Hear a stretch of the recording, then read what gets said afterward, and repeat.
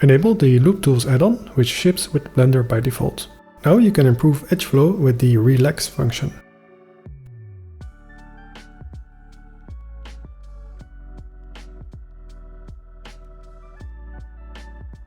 The Circle function lets you make perfect circles from your selection.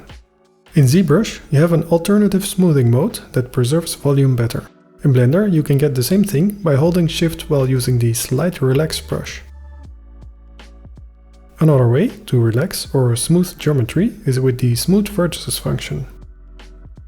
This is especially useful after filling an area with grid fill.